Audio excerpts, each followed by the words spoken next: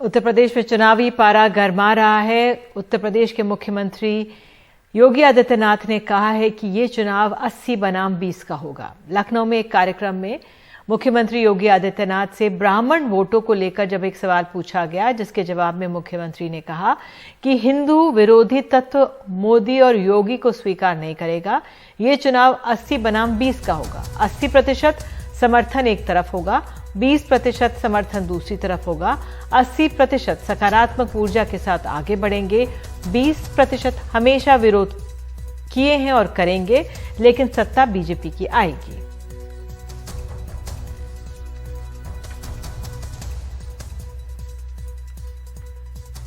ये चुनाव 80 बनाम 20 का होगा। 80% समर्थन एक तरफ होगा, 20% दूसरी तरफ होगा और मुझे लगता है 80% सकारात्मक ऊर्जा के साथ आगे बढ़ेंगे। 20% हमेशा विरोध किए हैं, विरोध करेंगे, लेकिन सत्ता बीजेपी की आएगी। बीजेपी फिर सबका साथ, सबके विकास के अभियान को आगे बढ़ाने का कार्य करेगी। पश्चिमी उत्तर प्रदेश के पुराने कांग्रेसी नेता इमरान मसूद ने आज समाजवादी पार्टी में जाने का ऐलान किया है। उनके साथ वहां के कांग्रेस एमएलए मसूद अख्तर भी सपा में शामिल होंगे।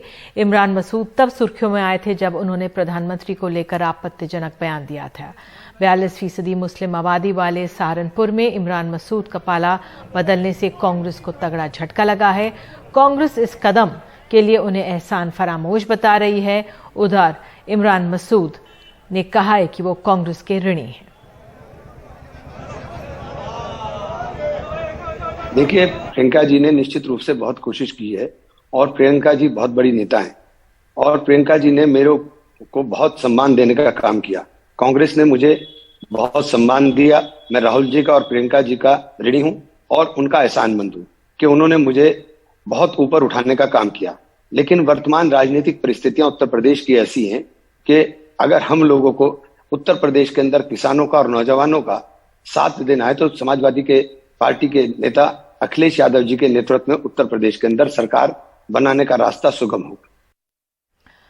कोरोना के बढ़ते मामलों को देखते हुए चुनाव आयोग ने 15 जनवरी तक सभी दलों के जमीन पर आकर प्रचार करने पर रोक लगा दी है। यानी पार्टियां सिर्फ डिजिटल प्रचार ही कर सकती हैं। उत्तर प्रदेश में राजनीतिक दल डिजिटल प्रचार की क्या तैयारियां कर रहे हैं, देखिए रिपोर्ट। इस तरह की रैलियां और रोड शो अभी कुछ दिन आप नहीं देख पाएंगे। चुनाव आयोग ने चुनाव प्रचार जमीन के बदले मीडिया और सोशल मीडिया पर शिफ्ट कर दिया है। डिजिटल चुनाव प्रचार में बीजेपी की तैयारी दूसरे राजनीतिक दलों से ज्यादा मजबूत नजर आती है। यूपी बीजेपी मुख्यालय में वॉर रूम तैयार है। सोशल मीडिया की 6500 लोगों की टीम भी तैयार कर ली गई है। बीजेपी के 1918 मंडल पर लगभग 5700 पदाधिकारी हैं। हर मंडल का व्हाट्सएप ग्रुप तैयार किया गया है। डिजिटल प्रचार सामग्री मुख्यालय से तैयार होगी। बीजेपी पूरे प्रदेश में डिजिटल प्रचार के लिए 9 लाख एलईडी स्क्रीन लगाएगी। 4 हाईटेक स्टूडियो बनकर तैयार हैं, जहां से वर्चुअल रैलियां होंगी। वर्चुअल रैली में एक साथ 10 से 50 हजार लोग जोड़े जा सकेंगे। आज भारतीय जनता पार्टी के पास सोशल मीडिया का एक स्ट्रांग नेटवर्क है, जिससे आज अखिलेश यादव जी लगातार डर रहे हैं। जिन्होंने वर्ष भर कभी तैयारी नहीं की, वो आज परीक्षा के काल में डर रहे हैं। भारतीय जनता पार्टी के कार्यकर्ता पूरी तरह से तैयार है। निर्वाचन आयोग की जो भी सिफारिशें हैं, हम उसका अक्षरशः पालन करने के लिए तैयार हैं। अखिलेश यादव की रथ यात्राओं में उमड़ रही जबरदस्त भीड़ से उत्साहित सपा अभी डिजिटल प्रचार में थोड़ा पीछे नजर आती है। सोमवार को सपा सांसद और वरिष्ठ नेता प्रोफेसर रामगोपाल ने ट्वीट कर चुनाव आयोग पर पक्षपात करने का आरोप लगा दिया। प्रोफेसर रामगोपाल ने ट्वीट कर कहा कि झंडा, बैनर, पोस्टिंग, होर्डिंग कुछ नहीं लगा सकते। सभा, नुक्कड़ सभा, रोड शो, रैली भी नहीं कर सकते। मीडिया विपक्ष को दिखा नहीं सकती, तो क्या अखिलेश की जनसभाओं में उमड़ते जन सैलाब से घबराकर सरकारी पार्टी के अनुकूल सब व्यवस्था की जा रही है। मतदाता साइकिल पहचानता है और साइकिल का बटन ही दबाएगा।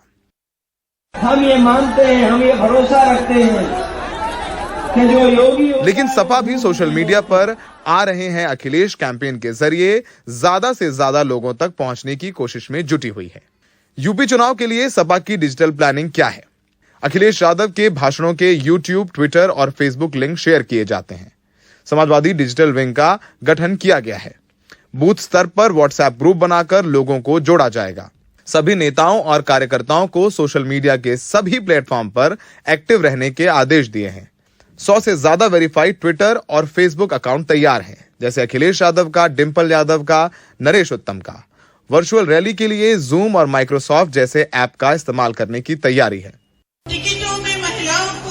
कांग्रेस डिजिटल कैंपेन में सपा से आगे नजर आती है। प्रियंका गांधी लगातार फेसबुक के जरिए वोटरों से बातचीत कर रही हैं। कांग्रेस का कैंपेन उनके नारे लड़की हूं, लड़ सकती हूं के साथ महिला वोटरों को रिझाने की कोशिश करता है।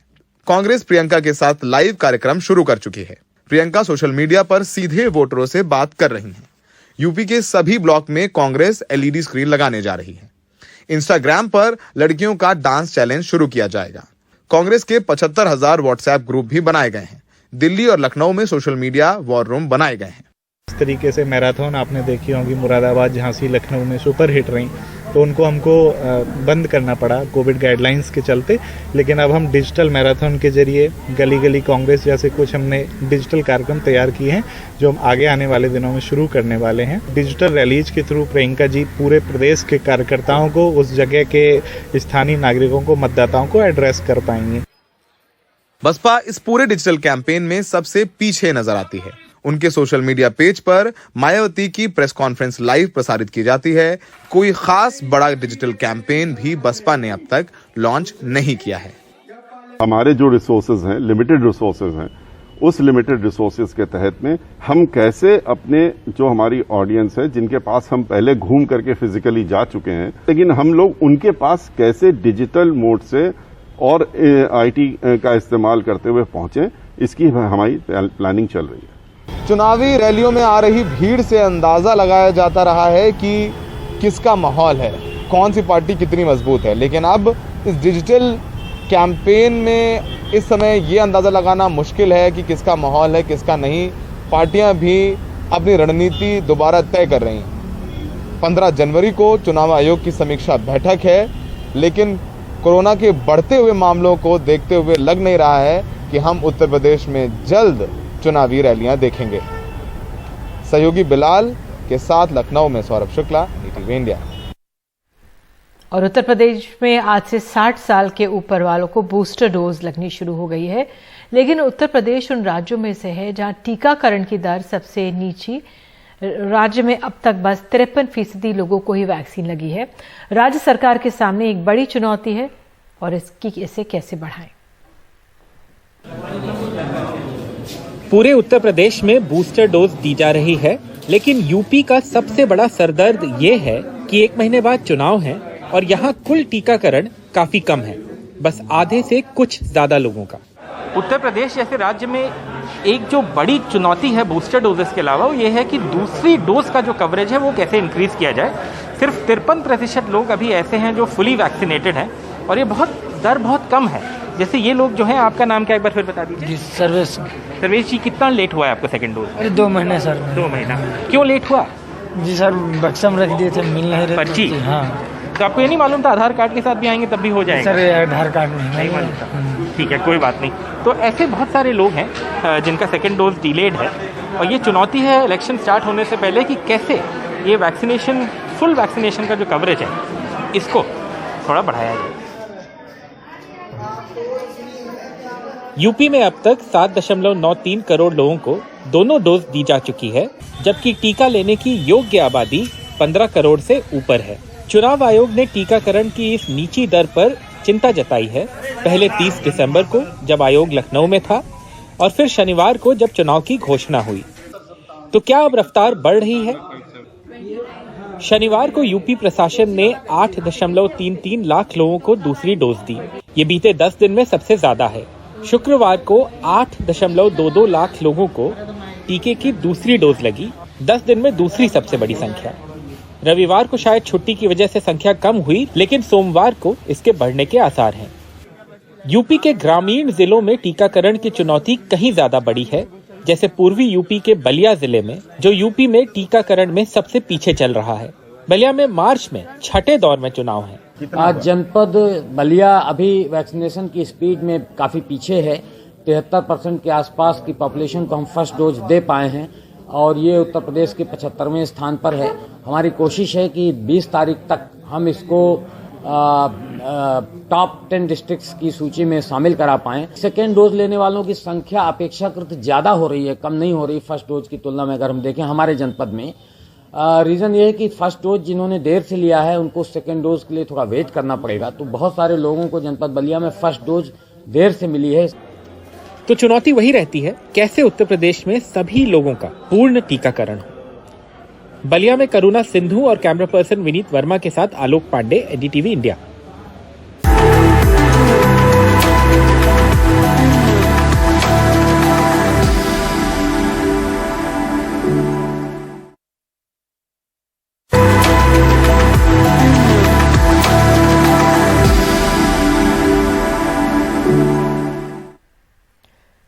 सुप्रीम कोर्ट ने 5 जनवरी को पंजाब दौरे पर गए प्रधानमंत्री मोदी की सुरक्षा में चूक के मामले में केंद्र सरकार और पंजाब सरकार दोनों की जांच पर रोक लगा दी है।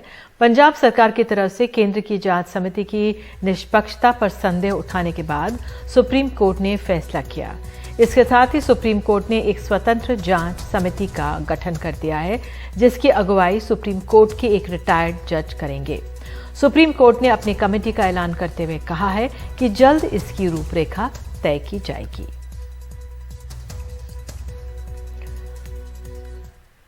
और अब कोरोना से जुड़ी हुई जानकारी आपको दे दें। दिल्ली में 24 घंटे में 19,166 कोविड के मामले सामने आए। दिल्ली में जो कोविड की पॉजिटिविटी दर कहें या संक्रमण दर कहें 25% हो गई है। कल से केस कम है, पॉजिटिविटी दर ज्यादा है। दिल्ली के बारे में हर चौथे टेस्ट पर कोरोना केस है। और वैसे दिल्ली में नई पाबंदियां लगा दी गई हैं। अब आप रेस्टोरेंट में खा नहीं सकेंगे, आप खाना घर ले जा सकते हैं।